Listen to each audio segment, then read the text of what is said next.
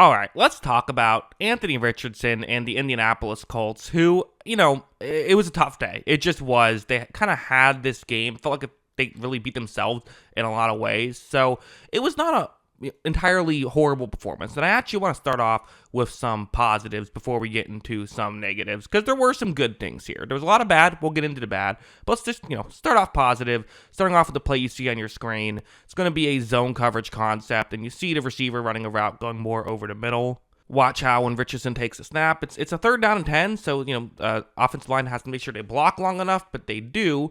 There's a window, for sure, but also watch this throw. Really well-thrown ball, a lot of zip and right on the money. I mean, this is, when Richardson connects on one of his throws, you're just thinking, man, this guy, how is he not a superstar in this league sometimes? Can definitely make the throws, and the rushing is definitely a real thing. Like early on when they had this really good opening drive resulting in a touchdown, Richardson's going to run towards towards the top of the screen, towards the offense's right.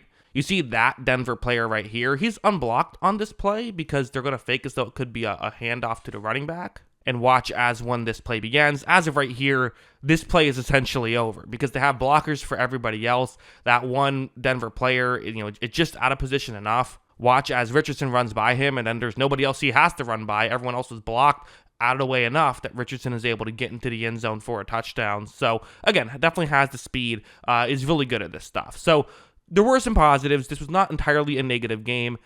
There were some negatives, though. And one thing that was, I thought, fascinating early on in this game.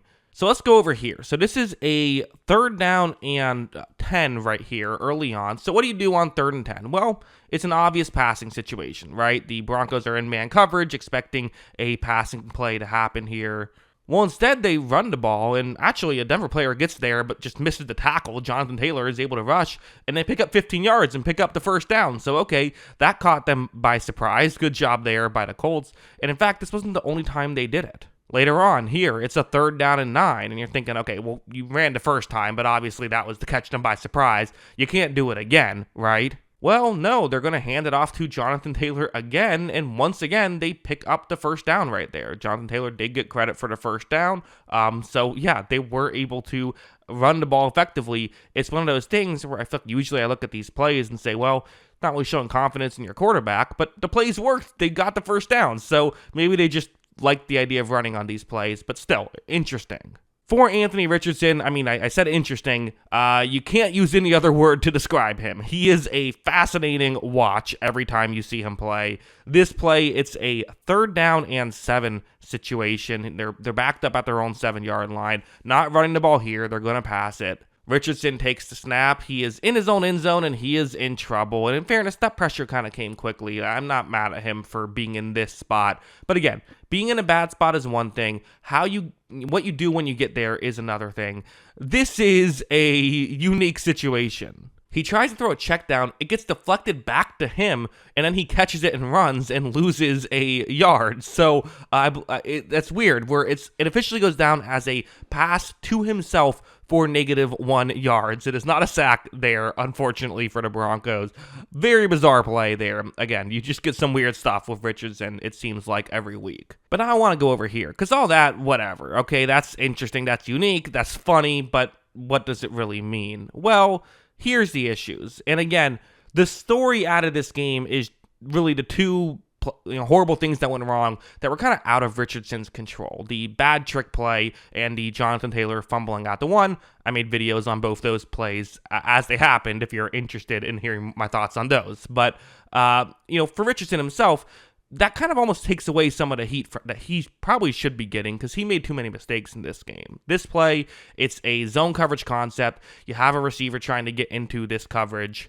And when this play begins, this is the play that works. And, there was some pressure that Richardson had to navigate. That is totally fair to say. But still, it's a play that works. And I think this is why we saw the Colts go to Joe Flacco at a certain point this season, because they want someone who can hit these throws. This is a working play. Richardson's throw has a ton of air under it, overthrows it, and it gets intercepted instead. So instead of having the ball, I don't know, at the 40-yard line of the Broncos, now the Broncos have the ball. And okay, they didn't score on this possession, but it's still it's a possession you could have scored on, right? You're giving up points on your own side. So it's a bad play, and there were other bad plays. Like heading over here, let's do the game of, was it a miscommunication or a bad throw? There, too low. Was that a miscommunication? This one, which is going to be too high, was that maybe a miscommunication, or was it just a bad throw? This one was definitely a miscommunication. You see, Richardson thought his receiver was going somewhere else, completely misses. This one, you're going to see him, again, off balance, but still does miss the throw. And then this one, he gets hit as he is throwing, and then just kind of wildly throws one. I'll show this one a couple times so you can get it. But, watch how he gets kind of clocked and then just blindly fires one there. And it's weird because part of me is like, was that just a throwaway? But if it was, he didn't really get it out of the field of play. Had there been a defender in that area still on the field, he could have caught it. So if it was a throwaway, it was a missed throw. If it was a throw for completion, it was a missed throw. And also, you're throwing blindly right after getting hit.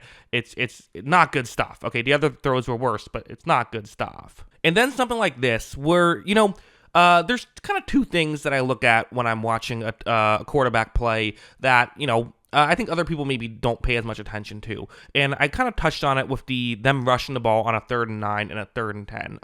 Part of me feels like if you don't trust your quarterback, you don't throw the ball there. Again, it's weird because it worked. They do have Jonathan Taylor, who was really good in this game, so it's not fair to say that with those plays. But here's what's interesting.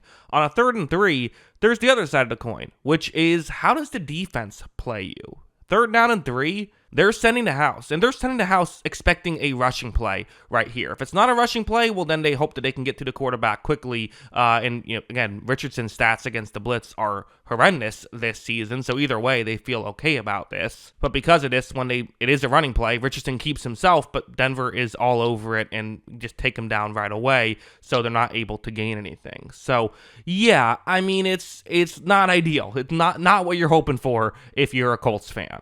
So yeah, those are my thoughts on Anthony Richardson. Again, it was not like there were some positives. There's just too many issues right now. And again, I didn't really get into the fact that there was a Jonathan Taylor fumble at the 1 and the trick play that went horribly wrong. It was a bad game, and they need to cut down on the mistakes if they're going to have any chance at the playoffs, which they have the easiest schedule in the league to end the season. So 3-0 is still possible. That wouldn't guarantee them in, though. This was definitely a game that they could have won and just weren't able to get it done. So, yeah, those are my thoughts. What are yours? Let me know in the comments below. Always love hearing from you. And, of course, as always, thanks for watching.